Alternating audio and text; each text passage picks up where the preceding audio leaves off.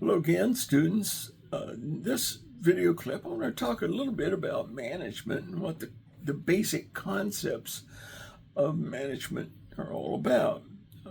As this class is, of course, in project management, I think it's critically important that if you have not had a course or exposure to the concepts of management before we start doing anything in this class, I think it's critically important to understand what the functions of management are all about. In another video, I'll look at some of the characteristics that you have to be a good manager. But on this video clip, I just simply want to focus on what it is that managers do. So first and foremost, management is a process. It is a process that wants to attain organizational goals. Every business needs to have goals, and I'm sure you know that. If you haven't had strategy yet, I guess that's the last class you'll take as a senior, but you will take a class as a business major in strategy and understanding how to establish organizational goals. Every business has a purpose, and those goals are maintained and attained by the process of management. Management wants to attain those goals in an efficient and effective manner through the various functions of management. Now, when I used to teach principles of management, I said there were 4 basic functions, and there are planning, organizing, leading, and control. But when we talk about project management, I want to add a 5th function that is absolutely essential for good project managers, and that's the function of staffing. In many businesses, we leave a lot of the staffing function to the HR process, human resources management. The whole concept for an HR major, you learn how to get in a business the number one resource of any business, and that's its people. But that's beyond this course. Really, in terms of this class, you need to understand the basis of why it is so important that every project is managed and managed well. And so on this video clip, basically what I want to look at is what the functions of management are that you need to be aware of to be a good project management. Because a project manager is going to be a person who is responsible to see that the project comes to fruition. And that is the goal. So in this process, we're going to look at what the characteristics of management are about. Management is a process. There's no question about that. And any process, by definition, is a series or sequence of steps that you take to accomplish a goal. Management is organized. It's an organized activity. We don't just run around trying to figure out what to do. We have a plan. Management, by definition, we have goals that we are trying to achieve. The managers are responsible for reaching that goal. Management, by definition, in a sense, it's a science and it's an art, no question about that. It's a group activity. Managers don't manage alone. Managers, by definition, work with people. And again, in any business, people is the number one resource. If you're in any of my information systems class, I would convince you that information is the second most valuable, but that's for a different course. Anyway, back to the topic of managers here. Managers and the principles of management are pretty much across the board the same. for all things. Managers are the people that assure that an organization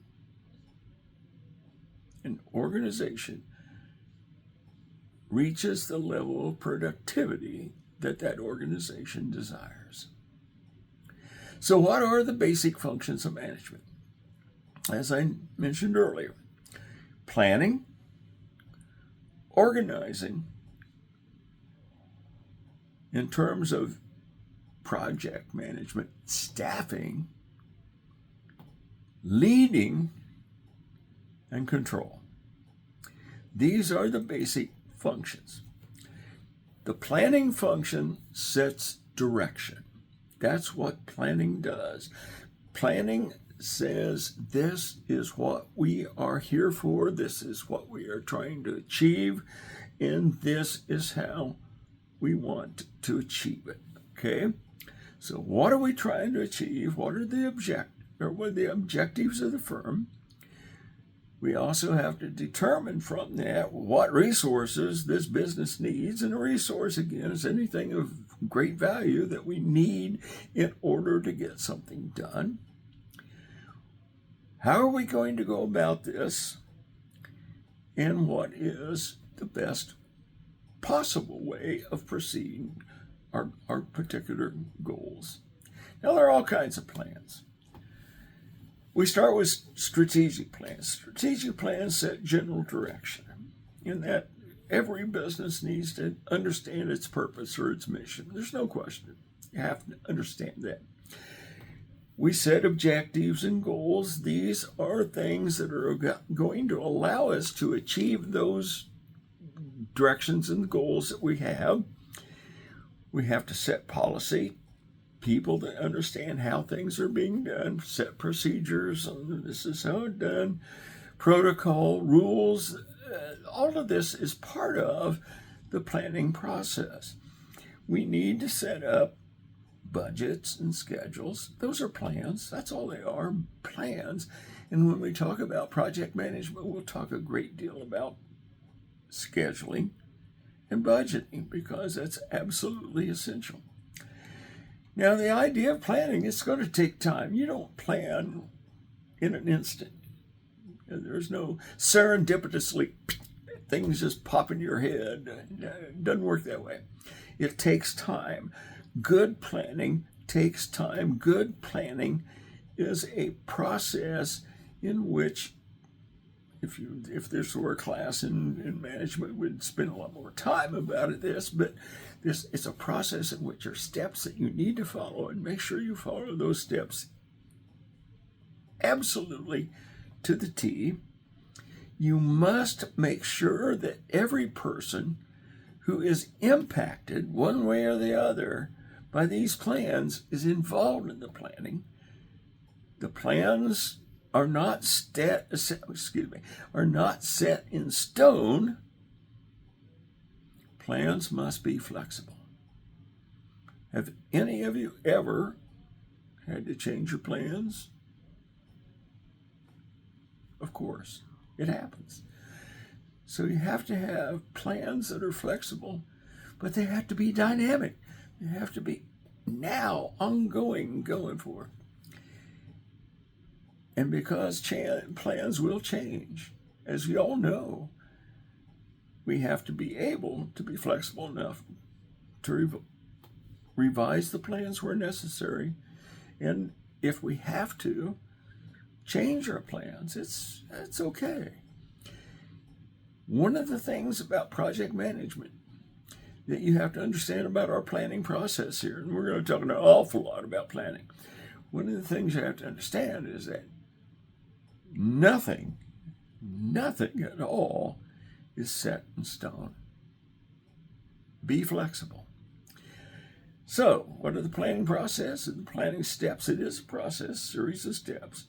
First of all, determine what you're trying to achieve. What are the goals? Look around, determine what assumptions you have to make in terms of the various aspects of the plan. For what period is this plan going to exist? Planning is an ongoing process. It never stops, it never ends in terms of a business. In terms of projects, we spend a lot of time up front talking about the plans, understanding that once we have the plans in place and we get the project moving, remember every project has a unique starting time and a unique finish time, and the plan has to fit in that particular period, so make sure it does. We have to look at what are the various alternatives we have. What are the decision criteria we're using?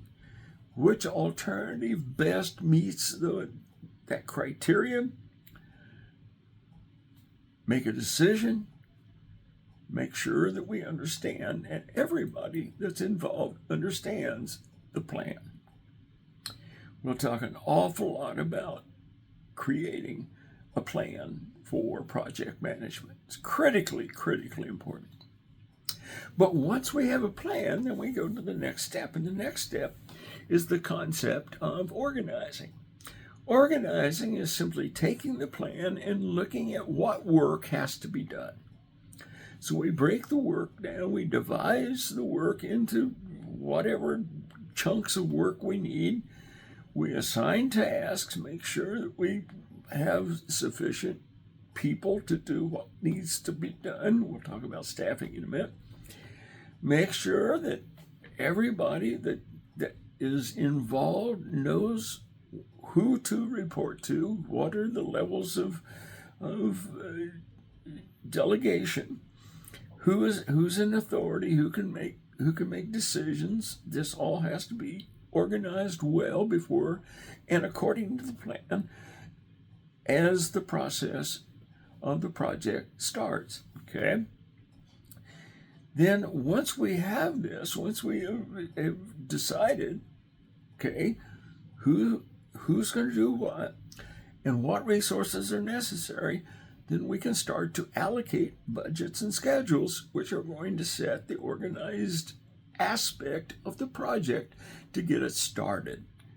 Now, once we get the project started, then we have to make sure that everything and everybody is on board. So make sure that all the rules and everything everybody understands. Everybody on the team understands. And notice I said team. It's the first time I think I mentioned it. The projects are not typically done by an individual. They're done by teams. So make sure that everybody who's on board in terms of the project team, they all understand the procedures that we're going to follow. Make sure that everything is done and done properly. So, what about the team? Well, the team is essential, and it's absolutely essential that in a project, when we're creating a project team, that we get the right people. I can't stress this enough. Recruitment is absolutely essential. We may or may not have the suitable people within an organization to create a good project team. If not, it puts more onus on the manager, on the project manager, to make sure that they can, and when we talk about leadership, it's critical, make sure that they can lead people and teach people. You have to be a good teacher to be a good project manager, the aspects of the job. We have to make sure that everybody in the team, and we want a diverse team. This is one of those areas where I think diversity is critically important. We want a very diverse team. We want a team that has multiple skills, and we also want to have a very cohesive team. And when I say cohesive team, I'm not saying that everybody in the team has to absolutely have the same mindset. We don't want that, actually. We want diversity. But what we want in the team is to make sure that people on the team understand their role and also are free enough to be able to express their opinion. Critically important. Okay? How do you have a cohesive team? Make sure that people understand what they're doing. Make sure they're trained well. This onus is upon the project manager. Make sure that the people are paid well. We don't want to have people saying, okay, this project's not worth my time. We don't want that. And we also have to have a means of evaluating the performance of each team member. And it has to be understood by the team members. They have to know in advance what expectations we have of them.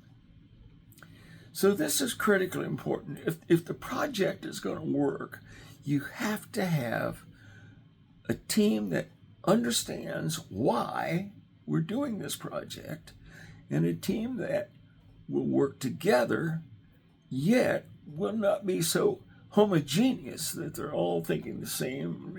That's where you get groupthink, which is can be a bit of a problem, an issue, where everybody thinks, oh, we're great, we're doing it. We don't want that. Okay, what we want is a diverse team with diverse talents, and a team that understands why this project is important. And that is up to the project manager to make sure that, as a good project manager, you are a good leader. A good leader. I can't stress this enough. In order to be able to assure that projects are done in a timely, effective, efficient manner, the project manager must be a good leader. And what's a good leader? Well, you have to be a great communicator. You have to be able to tell people, why am I following you? A leader is somebody that people follow. It's not somebody that pushes people in a direction. People follow a leader. A good project manager needs to be a good leader. Actually, all managers, good managers, need to be good leaders. Can't stress that enough. You have to be able to plan well, organize according to the plan, but you have to be a good leader. You have to be a person of integrity, a person that people will trust. You have to be able to negotiate. You have to be able to resolve conflict, because in a group, anytime you're dealing with a group of individuals, which we hope we are within the team, you're going to have conflict. Just that simple. And as a good leader, you have to be able to resolve any type of conflict that comes along. But as a good manager, you have to be a good decision maker. We'll talk about decision making in another video clip. That's one of the great skill sets of any manager. Okay? The manager, to be a good leader, has to have a shared vision. Everybody on the team needs a common outlook and a common goal to make sure that this project that we're working on is a project that everybody believes in. That's up to the project manager to get people to believe that, to share that vision of why this is critically important. And if it's a good project, it better be critically important to the organization that needs the project done. The leader doesn't expect people just to go about willy-nilly. They lead. They lead by example. They don't say, go do this. When I used to teach, I've taught management classes before, just principles of management. One of the things I would always try to explain to you all, students, is that a good manager is not a boss. A good manager leads by example. And by leading by example, then you can make sure that you take care of the last issue of management, and that's the issue of control. Control's very simple. Control's simple. Control is simply this. We have goals, standards, levels that we want to achieve. We decide that in the planning process. This is what we want to happen. So how do we see if things are happening? Well, we have to monitor. And monitoring is nothing more than observing what's going on in the project. What performance, what's happening, how well is it happening? Are we headed toward completion, fruition of our goals, or does it appear we're off base? That's control. Control simply is this. During organization, we need to set guidelines or benchmarks or mile markers or whatever you want to call them that are going to allow us to measure how well we are performing against where we currently are in terms of the proceedings of the project. If the project is moving toward our goals, moving toward fruition, and it's meeting those milestones, those benchmarks that we've set when we organize. When we organize, we say, at this level, we ought to be here, we ought to be here. We'll talk about that when we talk about setting plans and organizing for the plans. Tools that we have that can enable us to do this, to see if we're under control. And if we are under control, good. Keep doing what we're doing. If we're not meeting those benchmarks, if something is wrong, then we need to go back and say, okay, what's happening? Let's do whatever is necessary to be able to achieve our goals. And that's control. Control is not somebody yanking somebody around. That's a boss. And I'm sure you've all had a lousy boss. I've had my share of them.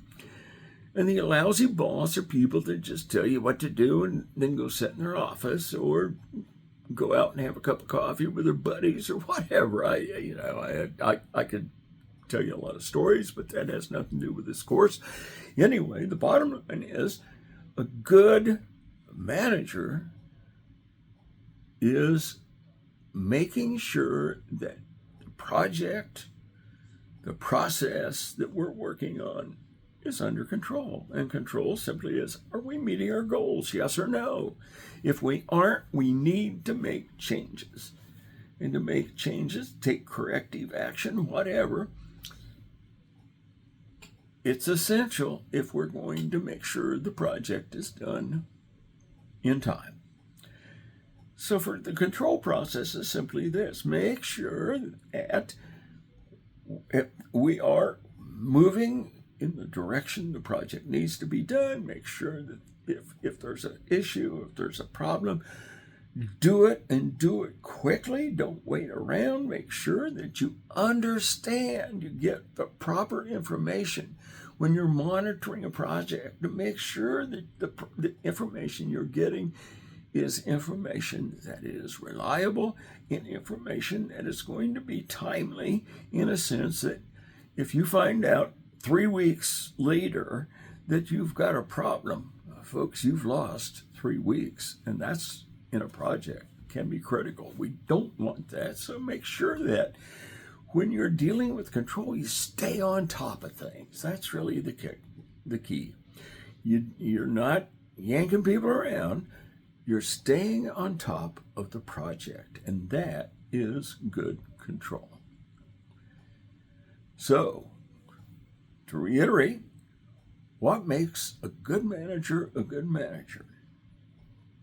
They can deal, for project managers especially, they can deal in these 5 areas. They plan well, they organize according to the plan, they have the capacity of picking the right people. We'll talk a lot about teams and team building later.